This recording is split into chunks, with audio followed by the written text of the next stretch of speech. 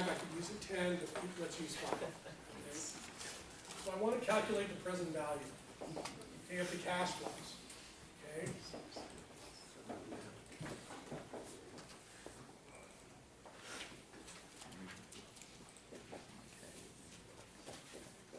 All right.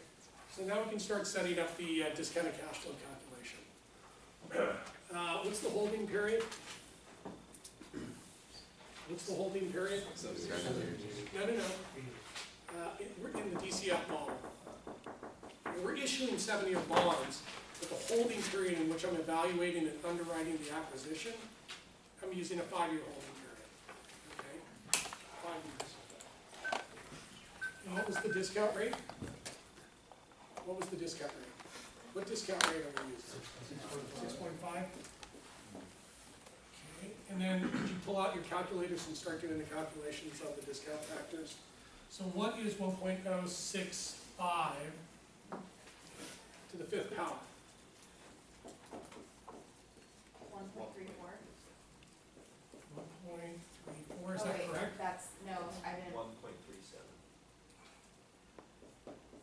Is that right? Okay, thank you. Please do the calculations and verify for me, because at one time I had a class and they made me go through all the way until the present value, net present value calculations, and they were wrong. Okay? And I was screaming because you were wasting my time. Okay, so what's the discount factor? What's 1.065 to the 4th power? 1.29. And then what is 1.065 to the 3rd power? 1.21. 1.21. And then what is 1.065 to the 4th power? 1.13. Wait. To the second power. To the second power, not the fourth. Oh. Thank you. Is that right? Yeah. Okay, cool. And then we know that 1.065 to the 1 is 1.065. Okay, we got the factors down. Whew. Okay, did I tell you that we did an audit and actually the seller provided us with some financial statements? And we found out that they did over $100 million in free cash flow last year. $100 million. So $100 million in EBITDA. And we're going to use free cash flow to do the valuation, because it's even though the company's been around a long time, we don't want the distortions affected in some of the charge-off and CapEx stuff. We want good, clean cash flows to be able to come up with the value. So we're going to use earnings before interest, taxes, depreciation, and amortization, or EBITDA. And they did $100 million in T equals 0. So last year they did $100 million in free cash flow. Now I have to ask you, since you're the underwriting team and you're in the corporate finance department and acquisitions department, IBM's a big company. We have a lot of intellectual capital, we have a lot of technology, we have good people, good process. And when we take over this firm, we can grow the free cash flow. So how much do you think that we can grow the free cash flow from last year to this year? What's the rate in which we can grow the free cash flow? You're all investment bankers now, you're all in corporate finance departments within IBM. So if we take over this company, how much free cash flow can we generate? How much can we grow the free cash flow? Throw out a number. Anything's better than nothing. 10%. 10%. Okay. So 1.1, so what does that give us? 110 million? Okay. And then how much can we grow the free cash flow from year 1 to 2? 12%. Usually it's not going to go up. It may stay the same or degrade, but it's probably not going to go up. It may go up. Let's do it anyway. Maybe there's a bunch of systems in place that's going to take us a year to put in place. Okay. So we will get, let's say, an increase in cash flow in year 2, not in year 1. Okay. So what's 110 million times 1.12?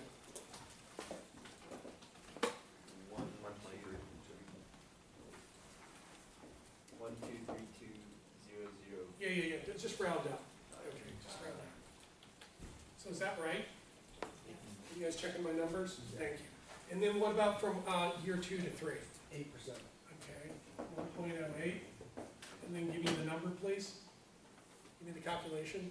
So what's 123 million times 1.08? 133. What is it? 133. Thank you. And then from 3 to 4, what's the growth rate? 6. I hear 6. So what's 133 million times 1.06? 141. What is it? 141. 141? Excellent, thank you. And then from year 4 to 5? 7. No, you're not gonna go up, it's gonna degrade. It's gonna degrade. Okay, there's an art to this, right, okay? And then what's 141 million times 1.05? 147. 147 million, okay. Now, do we take the present value of these cash flows to get the present value to come up with the value that we can pay for the firm? Is that how we do it? Or do we have to do something else? Do we just take the present value of these cash flows to come up with the present value and that's the amount that the company is worth? Or do we have to do one more thing? Don't you have to use the 6.5% discount rate? Yeah, but what do we do now? Do I just take the present value of the cash flows and get the present value and that's how much we've come up with the value of the company? Or are we missing a step? Remember the last question on the class exam? You gotta come up with the terminal value. Excellent. So how do we come up with the terminal value? How do we get the terminal value? What do we have to do? Could use a couple of different models. Yeah, but let's just, what's the next step that we do to come up with the terminal value? What do we do? I went over it with you. When we sat down and went over all the exams together, one by one, showed you, said this is really important. You have to do something with the cash flow. What do we do to the last year in the holding period cash flow? What do we do with it? What do we do with it? What do we do with it? Do we do anything with it? How do we get the terminal value to go? What do we gotta do? Multiply it by the multiplier? Not yet. We have to do something to the cash flow here. What do we do to it? Okay, you need to write this down. You need to write this down. Because I'm gonna go over it like 10 more times, but you need to write this down. You gotta grow out the last year in the holding period one more year. You gotta grow it out one more year. Okay? So what do you wanna grow it out by? Give me a number. You gotta go out one more year from 5 to 6. 3%. 1.03. So what's 147 million times 1.03? 51 million. 51, no, that's not right. 151 million, sorry. Okay, 151 million. Okay, got it. Okay, so I got the cash flow in year 6. Now what do I do with it? Now what do I do with it? What do I do with it to get the terminal value? Is that the terminal value? Is that the terminal value? No. No. How do I calculate the terminal value? I can multiply by a multiplier, or I can do what to it? You could, By the excuse me, interest rate? Yeah, I can divide it by the discount rate. Can I use the perpetuity model to get the terminal value? yeah. Yep. Can I use Gordon growth? Yeah. Yeah. So you got to tell me, do you think cash flows are going to grow out into infinity, flat? Are they going to be flat into infinity, or are they going to grow at a constant rate? They can grow at a constant rate. Okay, what's the rate? 1.5, 2%. And then what's the discount rate? What's the rate that we're going to use? The expected return, discount factor, what? 6.5? Yeah, but I would be careful. Do we want to use the going-in discount rate or something else?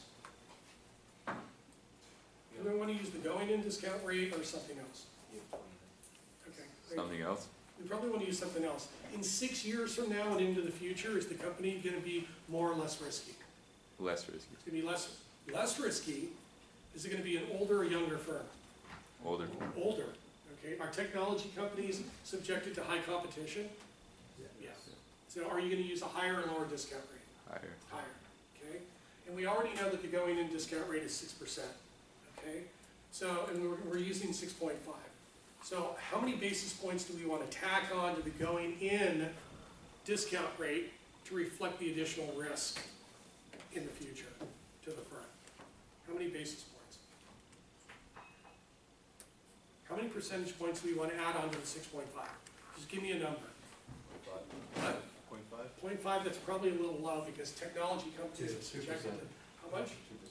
2%? Okay, so 6, 7, 8, 0.085, is that right? Is that right? Okay, so it's 0.083, is that correct? Yeah. Okay.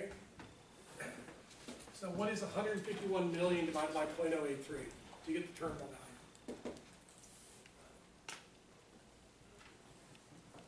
So what's 151 million divided by 0.083?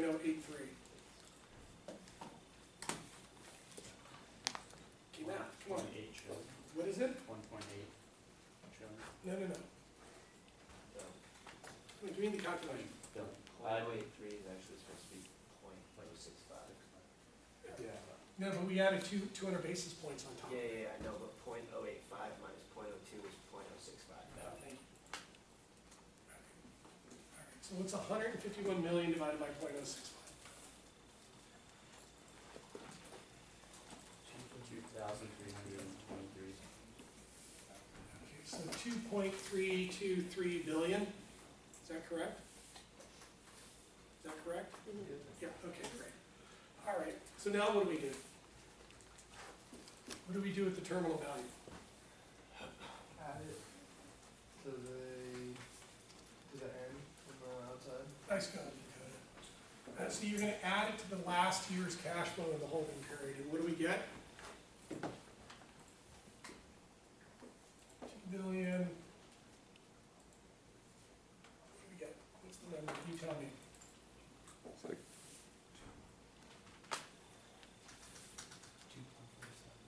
2.470. yep. All right. So now we got the total cash flow that we're gonna receive in the last year of the holding period. Now we got it, okay? So now take 2,470 million divided by 1.37. Now we're gonna get the discounted cash flows, so we can figure out the present value.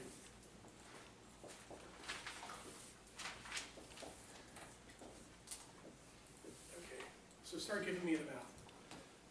So 2,470 million divided by 1.37. 1802.9. Okay, yeah, just round up. And what's 141 million divided by 1.29? 109,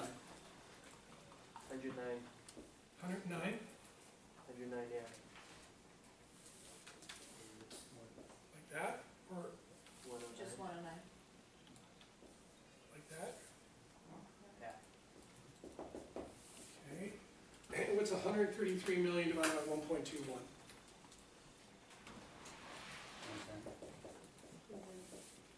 Is that right? Is everybody checking and running the calculations and everything like that?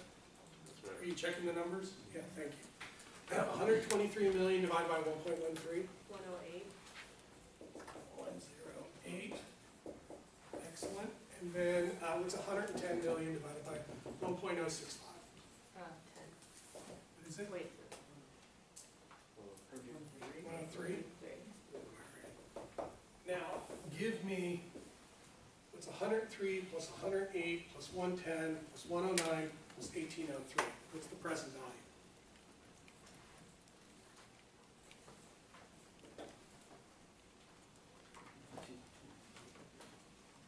And will you guys check it for me too to make sure it's correct? 2233. What is it? 2233. So basically, 2.2 billion. Is that right? Okay. Will you double check the numbers for me? Make sure they're all, okay, thank you, thank you. All right. Sorry. I think I really do need to scoot over there. All right. now let's figure out if we can accept and reject this project. Okay, thank you. All right, so our present value calculation is 2.2 billion. And if we can buy this thing, we can buy this company for 2 billion.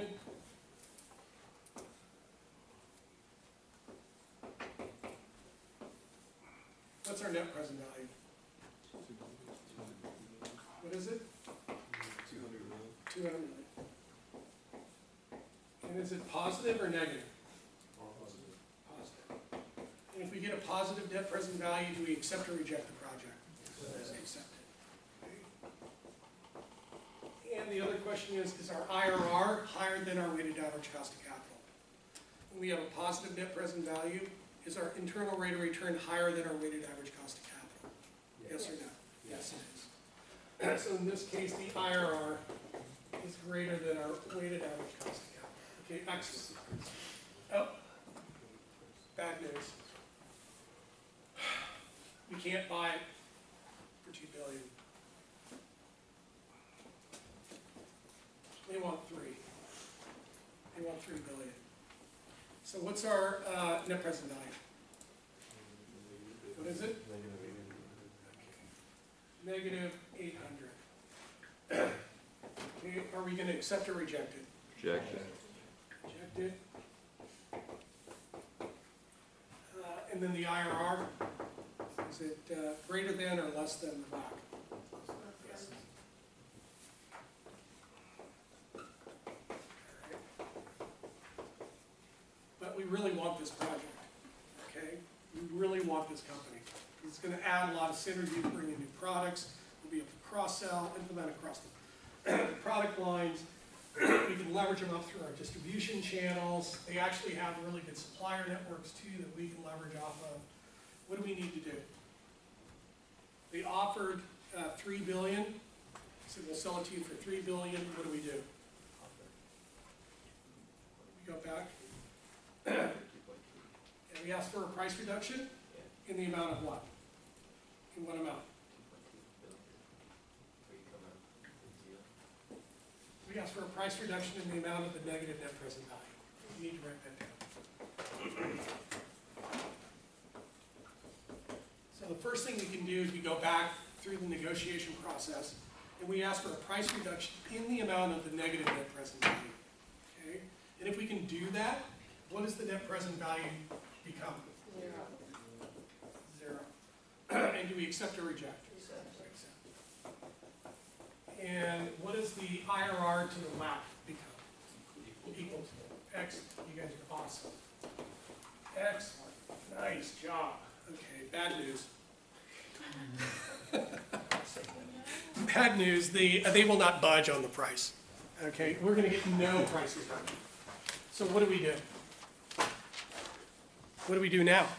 Reevaluate cash flow. Nice job. We're going to reevaluate the assumptions within the DCF model. And what assumptions can we go back and audit? What assumptions can we go back and audit?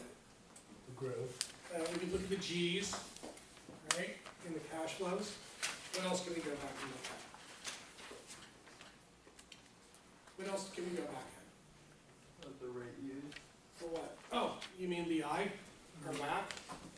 Okay, so we can go back and look at the WACC. We can go back and look at the capital structure. We can go back and look at the risk premiums. We can go back and look at the forward forecasts and the risk-free rate. We can go back and look at the data. We can go back and maybe we made a mistake in the return on the market calculation. So we can go back and look at the assumptions that made up the I. Any other assumptions in here that we can go back and audit in our calculations? Anything else? There was moving parts in here, right? A couple moving parts. What moving part do we need to go back and audit? Yeah, probably the terminal value. So where could we have made our mistakes in the terminal value? Yeah, maybe we underestimated the growth rate. So if we underestimated the growth rate, we increased the growth rate, what happens to the terminal value? It goes up, and what happens to the present value? It goes up, and what happens to the net present value? It goes down. What about the terminal discount rate? Could we have overestimated the risk? Yeah. So if we lower the terminal discount rate, what happens to the terminal value? If we lower the terminal discount rate, what happens to the terminal value? If we lower the terminal discount rate, what happens to the terminal value? It goes up. What happens to the present value? Goes up. It goes up. What happens to the net present value? Goes down. Okay. So we have to go back and we have to re-audit the assumptions. Okay, we have to re-underwrite it. Bad news. Okay, bad news. We did all the right things. We did all the research. We basically went back. We reevaluated the pro forma income statement, the capital structure, the cost of capital, growth rate, the terminal discount rate, growth rate. They're all right. They're all correct. Okay. So what can we do now? Can we do anything now, or is that it? Can try to set up some terms of purchase. We could do that. Real Anybody call. else have any ideas? Real call option? Yeah, we can calculate the real call option.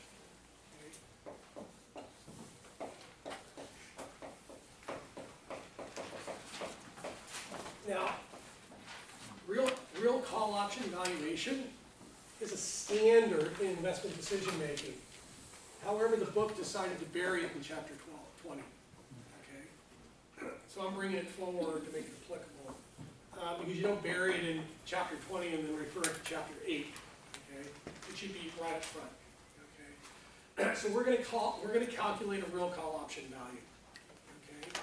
Okay? And we're going to use, binomial tree, Black-Scholes, option valuation methodologies to come up with the value of the real call option. Okay? So what does the value of the real call option need to be for us to accept this project? What does the value of the real call option need to be for us to accept this project? What is the real value? What does the value of the real call option need to be? Yes, it's got to be positive, but what does it need to be? What dollar amount? It's got to be what? No, that's the present value. What is it? 800 million. It's going to be the 800 million. Okay.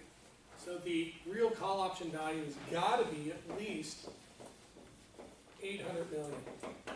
If the real call option value is 800 million, then what is the net present value equal to? 0. Do we accept or reject the project? Accept. If the real call option value is less than 800, what's the net present value? Negative. Negative. Do we accept or reject it? We would reject it. That's the last step in the investment decision-making process. So basically what we did was we went through an underwriting process, okay, to be the corporate finance department for IBM, okay, to basically go after mergers and acquisitions of other technology firms to grow our company. Because we can't do it, we're too big. So we got to do it through acquisitions. That's what Salesforce does, and Google, and Yahoo already got taken out, Twitter got taken out. They're buying up these companies. Okay? And that's the underwriting process that they would go through. Okay? All right, so that's it.